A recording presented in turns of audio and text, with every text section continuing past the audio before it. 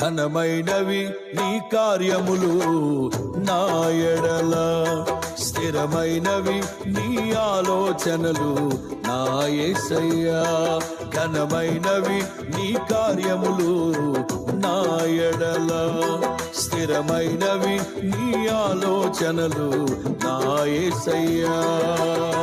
కృపలను పొందుచు కృతజ్ఞత కలిగి స్తుతులర్పించెదను అన్ని వేళలా.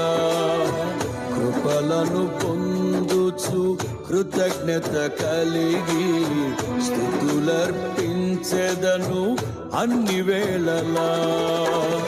అనుదినము నీ అనుగ్రహమే ఆయుష్కాలము